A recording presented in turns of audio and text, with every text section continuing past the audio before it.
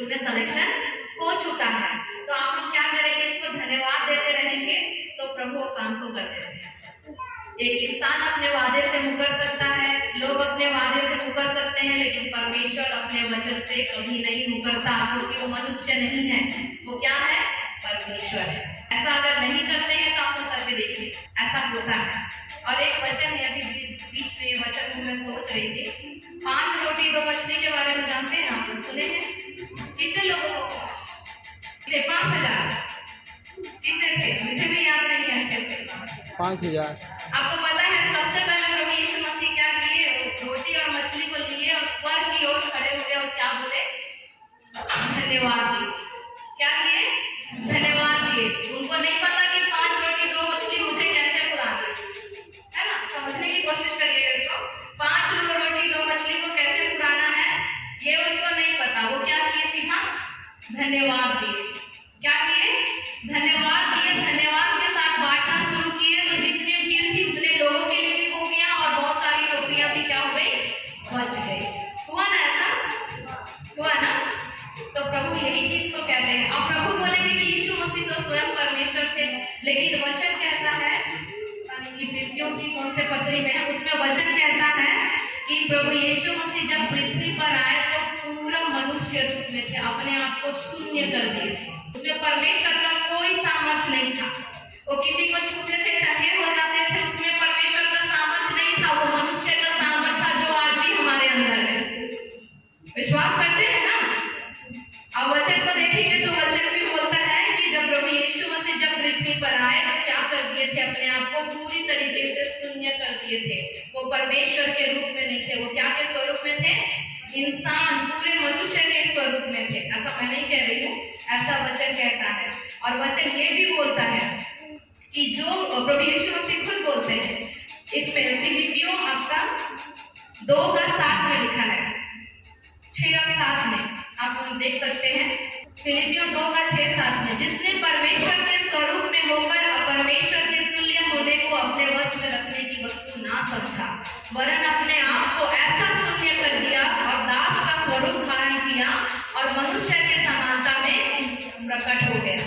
जो भी जितना भी काम किए, 5 रोटी 2 मछली को हजारों की भीड़ में खिलाना, लोगों को चंगा करना, आंखों के लिए प्रार्थना करना, ये सब मनुष्य के अंदर ये सामर्थ प्रभु ने डाला है। लेकिन आपके अंदर भी ये सब चीजें अभी नहीं है, तो आपने अभी तक परमेश्वर के जो आपको दिया है गिफ्ट, आपने उसको नहीं जाना। ऐसा पर वचन कह रहा है ना, मनुष्य के स्वरूप में थे। मैं नहीं कह रही हूँ वचन, और आज का वचन में यही कह रहा है। ये सबको बता के मैं यही बताना चाह रही हूँ, आपको पता है हमारे जीवन से गरीबी भी श्रापित है। एक वचन है जिसको हम समझ नहीं पाते। वचन कहता है कि धनवानों का स्वर्ग के राज्य में प्रवेश करना बहुत कठिन है। कहता है ना, सुई के नाके में ऊंट का पार हो जाना सहज है, लेकिन धनवानों का स्वर्ग के राज्य में प्रवेश करना कठिन नहीं है। लेकिन आपको एक बात बताना चाहूंगी, इसमें इसके बारे में कहा गया है, जो क्या करता है, धनवान है, उसके पास बहुत पैसा है, लेकिन वो प्रभु को प्रथम स्थान ना देके क्या महत्व देता है, पहला पैसे को देता है। ऐसे लोग स्वर्ग के राज्य में प्रवेश नहीं कर सकते। लेकिन याद रखिएगा, वचन कहता है, मैं वचन आपको दिखा रही हूँ, प्रभु ने कहा कि मैं तुम धनी हो जाओ करके मैं कंगाल हूँ, है ना। ये वचन आपको खोल के दिखा रही हूँ। और आप लोगों को ये भी बताना चाहूंगी, गरीबी हमारे जीवन से श्रापित है। गरीबी हमारे जीवन में नहीं है। परमेश्वर के लोग अगर गरीबी में जिए तो परमेश्वर को अपने लहू बहा के मोल लेने का पृथ्वी का कोई मतलब नहीं है। सच बोल रहे हो ना? हम गलती करते हैं, हमारे परमेश्वर को बोला जाता है। बोला जाता है कि नहीं बोला जाता है? बोला जाता है ना। जब मिस्र से इजरायली लोगों को छुड़ा के लिया जा रहा था, जब मूसा लेके जा रहा था, आप लोग पढ़े होंगे तो आप लोग को याद होगा कि नहीं होगा, जब मिस्र से इजरायलियों को मूसा छुड़ा के लेके जा रहा था, तो आप लोगों को पता है पूरे मिस्र के लोग अपना सोना चांदी उसको निकाल के दे दिए जो गए थे। प्रभु गरीबी को भी श्रापित करता है हमारे जीवन में, हमको धनवान बनाया है प्रभु। और क्या, और एक जगह है, अब्राहम एक देश में आता है अपनी पत्नी के साथ, वहां भी उसको बहुत सारे सोने चांदी भेड़ बकरियों से, पहले के लोग धनवान किससे जाने जाते थे, भेड़ बकरी बैल जिसके पास ज्यादा था उन लोग धनवान कहे जाते। समझ में आ रहा है आप लोगों को मैं क्या कहना चाहती हूँ? हम लोग हाय पैसा, हाय नौकरी, हाय क्या, आपका बच्चा पढ़ नहीं रहा है, नौकरी नहीं कर रहा है, आप लोगों ने परमेश्वर का वचन उसको बताया नहीं कि बेटा तेरे को तो बैठे बैठे सब चीज मिलने वाला है, तो वचन को तो घोषणा कर घर में बैठ के। मेहनत देखो, आप लोग बताए यहोशू में देखेंगे, यहोशू 1 अध्याय, मेरे बताने का अर्थ मैं आप लोग को बताऊंगी। यहोशू 1 अध्याय उसका 8 पद में देखिए, तो यहाँ लिखा है, देखिए यहोशू 1 का 8 में, व्यवस्था की ये पुस्तक तेरे चित्त से कभी उतरने न पाए, इसी में रात दिन ध्यान भी दिए रहना, इसलिए जो कुछ उसमें लिखा है उसके अनुसार करने की तू चौकसी करे, क्योंकि ऐसा ही करने से तेरे सब काम क्या होंगे, सफल होंगे और तू प्रभावशाली होगा। वचन बोल रहा है ना, मेडिटेट करना, मनन करना वचन को और मुझसे घोषणा करना। और वचन कहता है कि तुम्हारे जीव में, तुम्हारे मुंह में जीवन और मृत्यु दोनों है, तो उसको काम में लाना जानेगा वो उसका फल भोगेगा। प्रभु के साथ जीवन जीना दुख भरा रास्ता नहीं है, वो आनंद से हमारे अंदर इतना पावर दे दिया है, ऐसे आदत शैतान बना चुका है लोगों के मन में कि कोई भी आपका बच्चा ना बढ़े। प्रभु बोलता है, प्रभु का 39 कोड़ा खाना ऐसा ही है, आपका बेटा वो 39 कोड़े मारेंगे कैसे लगेगा? परमेश्वर ने खुद मनुष्य रूप लेके खुद पुत्र बन के आया, क्रूस में चढ़ाया गया, उसको 39 कोड़े पड़े, लेकिन आज भी हम लोग बीमारी में जी रहे हैं क्योंकि आप लोग विश्वास नहीं करते, क्योंकि वो 39 कोड़े जहाँ जहाँ शरीर में पड़ा है ना, वहाँ वहाँ छुटकारा और चंगाई का झरना बह रहा है। अगर आप लोग उसके नीचे आ गए ना तो कभी बीमारी में भी नहीं रहेंगे आप लोग। हम लोग बोलते हैं कि आप लोग देखो, अगर आप वचन को नहीं जानेंगे, आपसे कुछ पाप हो जाएगा ना, तो आप डर से प्रभु के पास नहीं आएंगे। लेकिन प्रभु वचन बोलता है, तू अनुग्रह के सिंहासन के सामने हियाव के साथ, मतलब साहस के साथ। आप जब गलती कर देंगे तो आपका पिता आपको नहीं बचाएगा क्या? गलती करेंगे, पुलिस केस हो जाएगा तो आपका पिता आपको नहीं बचाएगा ना? मेरा पापा पूरा होके भी मेरे को बचाता है अगर मैं कुछ गलत करती हूँ, वो तो स्वर्ग पिता है। आपको कुछ होगा तो आपके सामने आके खड़ा हो जाएगा। और एक वचन है, ज्यादा नहीं बोलूंगी, बहुत कम बोल रही हूँ, लेकिन प्रभु अगुवाई कर रहे हैं कि मैं आप लोग से बात करूँ इस वचन के द्वारा। 2 कुरिन्थियों 8 अध्याय उसका 9 पद की आराधना बोल रही है कि धनवान होना अच्छी बात है करके, तो आप लोग देख लीजिए इसमें वचन खुद बोलता है। इसमें क्या लिखा है? तुम हमारे प्रभु यीशु मसीह का अनुग्रह जानते हो, वह धनी होकर भी तुम्हारे लिए कंगाल बना, ताकि उसके कंगाल हो जाने से तुम धनी हो जाओ। वचन कह रहा है ना, हमारे जीवन से गरीबी भी श्रापित है। प्रभु आपको चाहता है, प्रभु के लोग कभी ऐसे कहीं भीख मांगे ऐसा नहीं चाहता है। प्रभु के लोग ऊंचे ऊंचे स्थान पर बैठे ऐसा चाहता है। आप लोग के पढ़ाई लिखाई में रुकावट करता है, क्यों करता है? थोड़े से जब बच्चे लोग छोटे हो गए, इन लोग खेलने कूदने में अपना समय व्यस्त कर लिए, कैसे संगति मिला माँ बाप को पता नहीं हो, सुबह से निकला है बच्चा कहाँ है, तो वो रोज बोलेगा, प्रभु तेरे कंगाल होने से मैं धनी हो गया। प्रभु मैं मांगने वाला नहीं, हमेशा देने वाला हूँ और हमेशा बढ़ोतरी में जीऊंगा। प्रभु करते हैं सब चीज को, सब चीज करते हैं, सब चीज करते हैं। आप एक बार प्रेयर किया ना, प्रभु को धन्यवाद के साथ, प्रभु तूने उसके लिए ये चीज किया है। अगर नहीं भी हुआ रहेगा ना, उसके प्रमोशन के लिए हो, चाहे कुछ भी चीज हो, पूरा फाइल उलट पुलट कर देगा क्योंकि आपने प्रार्थना किया उसके लिए। प्रभु इस तरह से काम करते हैं। तो आगे लिखा है, जो आंसू बहाते हुए बोते हैं वे जय जयकार करते हुए लौटे पाएंगे। चाहे बीज बोने वाला बीज लेकर रोता हुआ चला जाए, परंतु वह फिर पुलिया लिए जय जयकार करता हुआ निश्चय लौट आएगा। आप इसको 2 तरीके से समझ सकते हैं। एक है वचन को बीज बोला गया है, और एक है नॉर्मली जो आप खेतों में उगाते हैं, है ना? तो आप धन्यवाद के साथ अपने खेत में बोएंगे तो परमेश्वर उसमें भरपूरी देगा। उसमें डाउट नहीं होना चाहिए कि मेरा फसल अच्छा होगा कि नहीं होगा। प्रभु तूने दिया है, मैं धन्यवाद के साथ बीज बो रहा हूँ और मेरा फसल बहुत अच्छा होगा। वचन बोलता है, पता है आप लोगों को, हम लोग कितना भी बड़ी गलती करते हैं, लेकिन परमेश्वर हमसे प्यार करना कभी बंद नहीं करते। लोग बोलते हैं कि हमने गलती कर दिया तो परमेश्वर हमको डांटेगा, मारेगा। नहीं, परमेश्वर को जानना, परमेश्वर को आप लोग जानिए, परमेश्वर बहुत भला परमेश्वर है और बहुत प्रेम करने वाला परमेश्वर है। और यहाँ लिखा है, चाहे बोने वाला बीज, भले ही आप लोग अब बीज छिड़क दिए, जैसे कि आज मैं अपना बीज बता रही हूँ, मैं जो वचन बो रही हूँ ना, मैं वचन, मैं बीज क्या कर रही हूँ? बो रही हूँ, मेरे मन में है कि प्रभु मैं वचन बता रही हूँ वो सबके जीवन में काम करे, है ना। आप लोगों को मैं बता रही हूँ तो मैं प्रार्थना भी करती हूँ इस चीज के लिए कि प्रभु मैंने जो बताया है वो इंसान के यहाँ पर बैठे सबके तो मुझे नहीं पता, लेकिन किसी एक के जीवन में भी कार्य कर दिया तो अपने मोहल्ले को बदलने के लिए वो सामर्थ रखते हैं। तो मैं बीज बोने के लिए, चाहे मैं रोते हुए वो, चाहे दुखी, प्रभु लोग मानेंगे कि नहीं मानेंगे, विश्वास करेंगे कि नहीं करेंगे, लेकिन यहाँ लिखा है परंतु वह फिर पुलिया लिए जय जयकार करता हुआ निश्चय लौट आएगा। मुझे मालूम है कि परमेश्वर जो बीज हो रहा है वो फलवंत होगा, वो वृक्ष बनेगा, उसमें फल लगेंगे और उसके फल को बाकी लोग भी क्या करेंगे, खाएंगे। तो आप लोग अगर बीज बोते हैं तो आप लोग को अपना बीज में उगता हुआ दिखाई ना दे तो भी आप परमेश्वर को धन्यवाद करो। आप घर में तबियत खराब है, वो ठीक नहीं होते हुए दिखाई दे रहा है, लेकिन कुछ रिपोर्ट्स, हर एक रिपोर्ट्स नॉर्मल आ रहा है, लेकिन फिर भी आप क्या करो, प्रभु को धन्यवाद दो। परमेश्वर उस चीज को आपके लिए पहले से ही कर दिया है। विश्वास करते हैं आप लोग कि सुनते तक ही हैं। आप लोग मेरे वचन को सुन के प्रभावित मत होइए।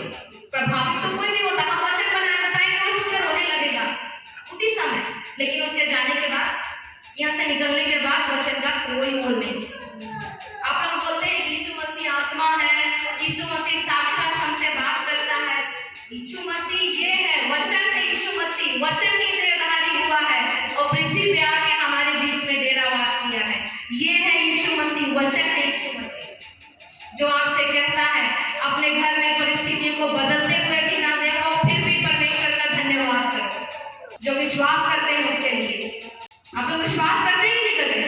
नहीं करते हैं। अगर आप चाहते हैं आपके जीवन में कुछ अच्छा फल दिखे तो आप लोग विश्वास करिए। ये वचन जो मैं बता रही हूँ ऐसा वचन प्रभु अगुवाई कर रहा है, ऐसा नहीं है।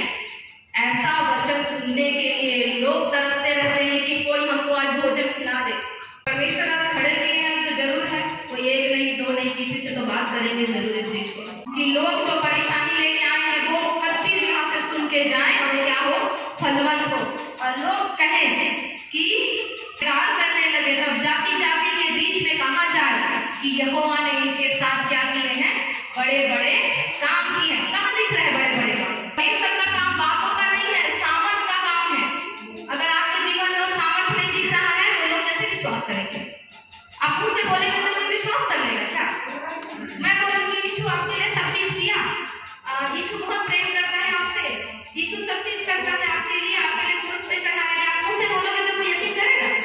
बोल के देखिएगा मेरे भाई, जब तक वो फल आपके जीवन में नहीं दिखेगा, आपके परिवार में नहीं दिखेगा, कोई विश्वास नहीं करने वाला कि यीशु परमेश्वर है और ऐसा काम करता है। और सुन रहे हैं तो अपने कान को और अपने हृदय को कठोर ना करें। जिसके कान है वो सुन ले परमेश्वर का वचन क्या कहता है। हिंदू, मुस्लिम, सिख, ईसाई, कोई भी हो, किसी एक ईसाई धर्म के लिए बस नहीं आया है, पूरे मानव जाति का परमेश्वर है वो, और हर एक घुटना टिक रहा है उसके सामने। इस चीज को याद रखिए। प्रभु गाली सुन के गाली नहीं दे रहे हैं, 40 कोड़े खा रहे हैं, क्रूस पे ठोक रहे हैं, तो एक शब्द नहीं बोला। विश्वास करना और कर्म का मतलब ये होता है मेरा तबियत खराब है, ठीक है, और मैं विश्वास करती हूँ कि 2024 साल मैंने यीशु के कोड़े खाने से चंगाई को पाया है ना।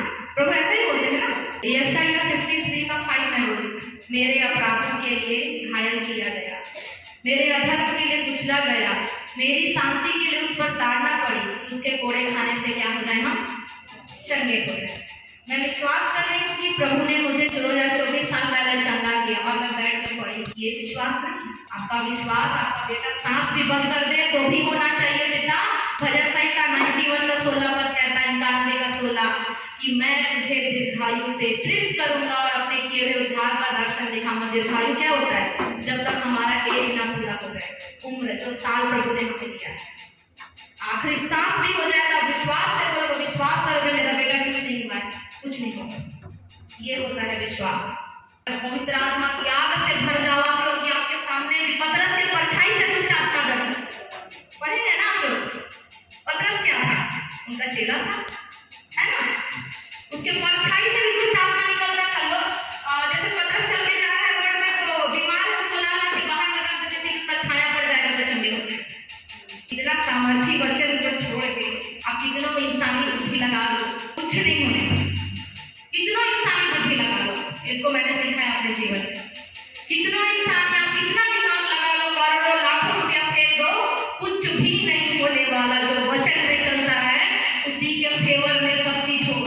परमेश्वर आप सबसे बहुत प्रेम करता है। कभी नहीं चाहता कि आप लोग अंधे रहे, कभी नहीं चाहता आप लोग बहरे रहे, कभी नहीं चाहता आप लोग दर्द में रहे, कभी नहीं चाहता आप लोग लंगड़े रहे, कभी नहीं चाहता आप लोग गरीबी में रहे, कभी नहीं चाहता कि आप लोग किसी घर में गुलामी का काम करें। परमेश्वर हम आपको हमेशा स्वस्थ रखना चाहता है, चंगाई में लेना चाहता है, हमेशा आप लोग ऊंचे स्थान पर रखना चाहता है। ऊंचे स्थान पर चढ़ने के लिए हमको शैतान भी रोका, खुद अपने आप को रोक के रखे। जिस दिन आप लोग सामान के साथ बोलना शुरू कर दिए ना, ये चीज होगा मतलब होगा, वो होगा बोलिएगा, आपके जीभ से जो निकल गया वो शब्द कभी वचन है इसमें। मैं कभी समय मिलेगा तो जरूर, आपके मुंह से जो निकला हुआ वचन कभी वापस लौट के नहीं आता, वो काम करके ही वापस। लेकिन किसी के जब बुरा मानोगे तो वो काम प्रभु नहीं करेंगे। बच्चों के लिए, अपने चर्च के लिए, अपनी कलिसिया के लिए, हर चीज समझ रहे हैं। किसी से कुछ बात कर रहे हैं, प्रभु कुछ वचन सिखा रहे हैं किसी को, और आज इतने छोटे छोटे बच्चे लोग चर्च में अच्छे से नहीं बैठते। क्यों नहीं बैठते? इतने छोटे छोटे बच्चे लोग नशा करते हैं, क्यों करते हैं? मोबाइल चला रहे हैं, किसी की बात नहीं सुनते, आप कुछ बोलेंगे तो छत से कूद जाए, ऐसा होता है ना। प्रभु यीशु मसीह के पास लेकर आइए, प्रभु यीशु मसीह का प्रेम को बताइए। बेटा तुम जितना पढ़ाई में मेहनत करते हो ना, तुम सोचते हो कई लोग बहुत अच्छे अच्छे नंबर लेके आते हैं, मेरा इतना परसेंट आया, मेरा इतना परसेंट आया, तुम रात दिन पढ़ते हो, लेकिन ये प्रभु आपके साथ है, वो आपको अगुवाई करता है, तभी आप पढ़ पाते हो, नहीं तो आप उतना परसेंट भी ला नहीं पाते। आज का मेन वचन तो यही था जो आपने धन्यवाद के साथ अपना जो चढ़ाए हैं। दसमांश का भी है, प्रभु पैसा का भूखा नहीं है, दसमांश का भूखा नहीं है, वो आपके विश्वास को देखता है कि तू मेरे से ज्यादा प्रेम करती है या अपने पैसे से ज्यादा प्रेम करती है। इसीलिए दसमांश प्रभु बोलता है, दसमांश क्या विश्वास जो भी अपना है आप प्रभु को दो, उसके बाद देखिएगा आपका अकाउंट कभी खाली नहीं होगा, आपके घर में कभी खाली नहीं होगा। परमेश्वर ऐसा काम करता है जो प्रभु में ईमानदारी से साथ चलता है ना, उसके पास में 1 रुपया भी नहीं रहेगा, लेकिन उसको आवश्यकता पड़े तो उसके पास से भी पैसा निकलेगा। परमेश्वर ऐसा काम करता है। लेकिन प्रभु यीशु के लिए, वचन के लिए हमको हमेशा ईमानदार रहना पड़ेगा। ईमानदार परमेश्वर। बहुत बहुत धन्यवाद। आप लोग अच्छे से सुने, अच्छे आधे लोग सुने, आधे लोग सोए, आधे लोग सुन के ग्रहण किए, और विश्वास करती हूँ यीशु के नाम में जो सुना है उसके जीवन में, उसके हृदय में, उसके घर में यीशु मसीह अपने वचन को फलवंत करेंगे यीशु के नाम में। आमीन आमीन। आप लोग अपने नींद पे जय नहीं पा सकते तो बीमारी पे कैसे जीत जय पाएंगे? आप लोग नींद पे जय पाना सीखिए। वचन पहला लास्ट वचन बता दे रही हूँ। पहला यूहन्ना 5 अध्याय में लिखा है, यह 4 और 5 को पढ़िए। पहला यूहन्ना 5 का 4 पद में बोल रहा है, 4-5 में, क्योंकि जो कुछ परमेश्वर से उत्पन्न हुआ है, जिन्होंने यूहन्ना 1 का 12 अध्याय में पढ़ेंगे, जिन्होंने प्रभु यीशु मसीह को ग्रहण किया उन्होंने परमेश्वर की संतान होने का अधिकार पाया, है ना। तो आप लोग विश्वास करते हैं परमेश्वर की संतान है, तो लिखा है जो कुछ परमेश्वर से उत्पन्न हुआ है वो संसार पर क्या करता है? जय प्राप्त करता है। और वह विजय जिससे संसार पर जय प्राप्त होती है वो है हमारा विश्वास। संसार पर जय पाने वाला कौन है? केवल वह जिसका यह विश्वास है कि यीशु क्या है? परमेश्वर का पुत्र है। संसार का बीमारी, धन दौलत, पैसा, गाड़ी, घर, बंगला, दुष्ट आत्मा, हर एक चीजों के ऊपर जय प्राप्त करता है जो विश्वास करता है कि वो परमेश्वर का पुत्र है और यीशु मसीह परमेश्वर का क्या है? पुत्र है। तो बहुत बहुत धन्यवाद वचन को ध्यान से सुनने के लिए। परमेश्वर पिता का भी बहुत बहुत धन्यवाद। मैंने क्या बताया मुझे नहीं पता, मैं भी सीखी, और इस वचन के द्वारा इस पढ़े जाने, समझे जाने, सुने जाने तो परमेश्वर पिता बहुत आयत की आशीष को दे। आमीन।